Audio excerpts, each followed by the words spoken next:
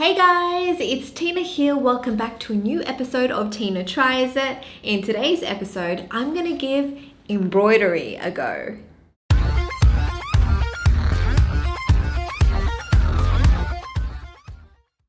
Now, if you guys are new to my channel, welcome. Don't forget to click the subscribe button and remember to turn on notifications so you don't miss out on any future uploads. So I have my little embroidery kit here. I actually got this online from Everyday Crafts. I think it was maybe like $6 or $7 USD. So it's actually quite affordable. This is a beginner's kit, by the way. Embroidery has been on my bucket list for a while. It's one of those crafty things that I was like, you know what? I want to try it. It looks pretty cool. I feel like it's something that you can kind of like do in your spare time. It's therapeutic. And what actually really prompted me to try it out was my editor, Yong. She actually started embroidering and she has her own, like, I guess, little side business where she does custom pieces. If you guys are interested, I'll leave her Instagram up here. And so after seeing her work, I was like, you know what?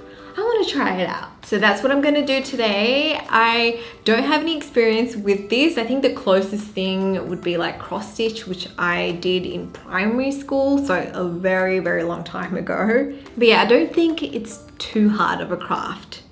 I could be wrong though. So this is what my kit looks like. It comes in this little envelope pouch. This artwork is 12 by 16.7 centimeters, and this is the design I'm going to do. It's a cute bouquet design that doesn't look too difficult to do. So I'm gonna try this one out. Let me just open it up. Inside it comes with instructions and a bigger image of the design. There's both English and I think Chinese on here. And there's a little diagram pointing to what stitch to do in what area. At the bottom, there's an image of each stitch. At the back, there's picture instructions on how to do each stitch. Though, I don't know, I feel like it's a little bit confusing still. I'm not quite getting it. I definitely need to see a video on this. And at the bottom here, it's got the colors that's used in this design, as well as the DMC codes, so you know what color threads to get.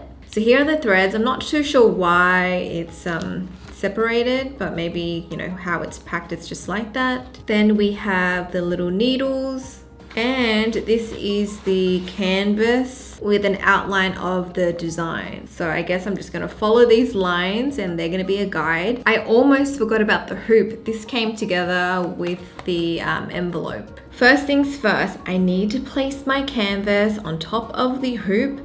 So I'm gonna begin by loosening up the screw up top here. This is gonna separate the two hoops. So the inside one is supposed to go under the canvas and the outer hoop goes on top. So I just wanna make sure my image is centered, and I'm going to tighten the top screw and stretch the canvas as I go. For this part, you want the material to be quite taut and have a little bit of like a bounce when you tap it. Okay, now I'm ready to start embroidering. On the diagram, it actually tells you the number of the color thread, as well as what stitch to do and how many threads you need to use. So I'm gonna start off with the stem part first, which requires 6 green threads. I'm going to thread my needle, which is actually really hard to do. I don't even know how to thread this. That's a disaster. But eventually I got there and I tied a knot at the end of my thread. Now I know there's techniques out there where you don't have to knot it.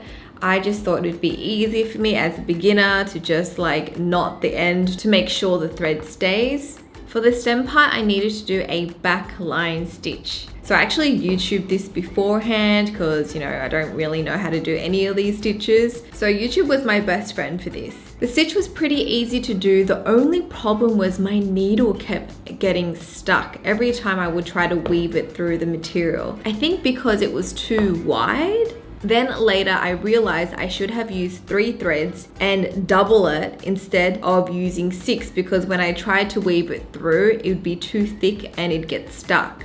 So that's my first rookie mistake for you. Oh my God, so much easier.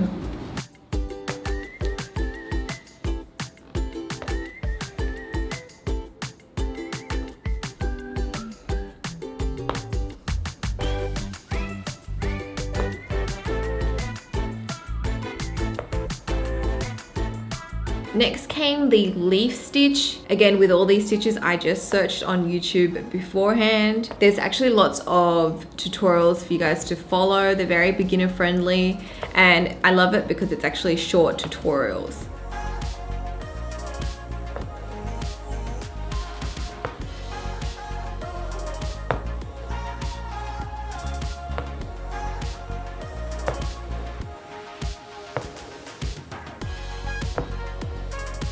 Now I'm going to move on to the white color thread. I'm doing a satin stitch here to create the wrap or like the ribbon around the stem of the bouquet. This one's super easy. It's pretty much like a back and forth stitch, just trying to cover up the stem.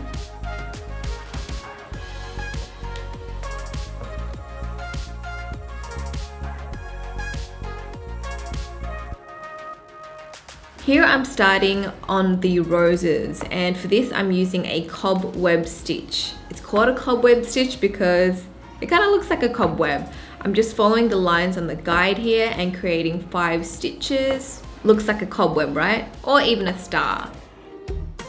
Then I'm going to thread my needle under every alternating stitch. And then I'm just going to do this around and around, and the circle should start to fill up and it will begin to look like a rose. Actually, this one's pretty easy.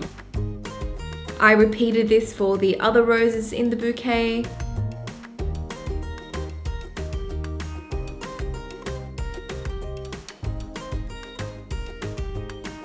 Halfway through, I realized I mixed up some of the colors, like with the dark pinks and the light pinks, but you know what, it's okay. As long as I spread the colors out, the end result should be fine. Now, one thing with a cobweb stitch, you need to be extra careful, especially if you're doing lots of them close together. For me, my nails kept getting in the way and it kept getting caught in the threads and it would pull them out. And yeah, it just was a mess at the end. Like the roses didn't look as neat and tight anymore. Let's just say it's not a great idea to have 3D nails that can get caught in your work when you're doing embroidery. This really bugged me because once the threads were pulled up, I couldn't fix it. It just looked like a mess. Next up is the daisy stitch. This is used to create the petals. For this, I'm mixing 2 different pink threads. At first, this stitch was a little bit tricky to do, but once you do a couple, it's actually quite easy.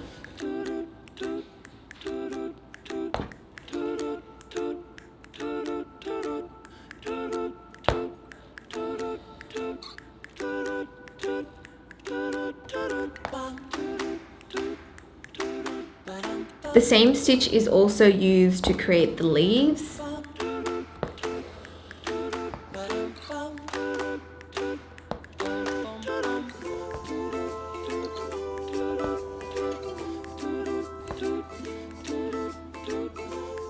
So I just slowly worked my way around, filling up the spaces and following the guide. I'm almost done here. The last stitch I did was a French knot stitch to create the little balls for the inside of the flowers and around the bouquet.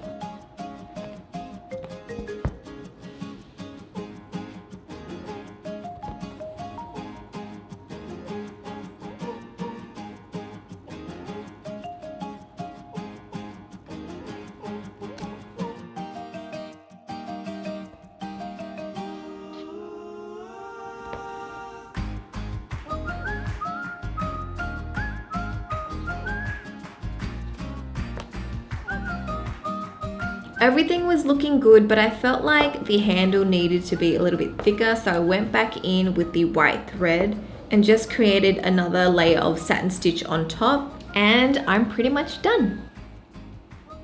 This piece took me about 2 days to do. I just did a couple hours each day, but I guess if you had the whole day free, I feel like you can finish a design like this, especially with this size. It's not too big. I'm actually really happy with how it turned out. Obviously, I can spot some mistakes, like the damn roses. I wish like my nails didn't get caught in them because yeah, like the threads just sticking out everywhere. But you know what, it kind of gives it extra texture. With the blue outline and the guides, apparently if you wet this, it would kind of like disappear. I haven't tried it yet because I just didn't want to ruin my piece.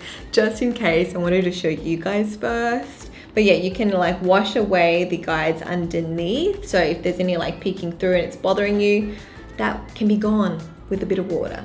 Overall, my first impression with embroidery is that it's actually like kind of fun to do. Like at first it was really frustrating because, you know, I had to kind of learn each stitch and I was just like really confused, and especially with my needle getting stuck. But once I got past that, it was really like therapeutic, just like most crafts where you can kind of like zone out and just like really get into the zone. Also, after I finished, I actually had a lot of thread left over, so I feel like I can add more to this piece or use it for another project. So I really like that. It's definitely a craft that I'm gonna continue doing. I think it's quite fun. I have another kit that Yong actually prepared for me, so I wanna save that for later. I wanted to just get this out of the way first and learn my basics. But yeah, it's really affordable. I feel like if you guys are bored at home, you're looking for a new hobby, you know, maybe try this out. Or you can check out my other episodes of Tina Tries It, where I try like different crafty stuff. I'm actually really proud of myself. It looks really good at the front. The back looks like a mess though. Do you guys want to see?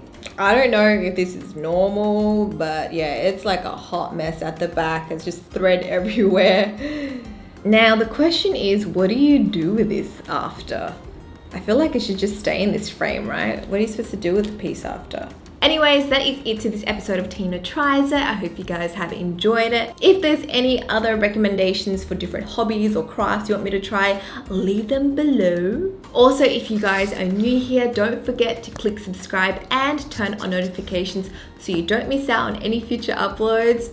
And yeah, that's it from me. I shall speak to you guys next time. Bye! I'm actually so proud of this. I feel like I just want to like stick it on my dress.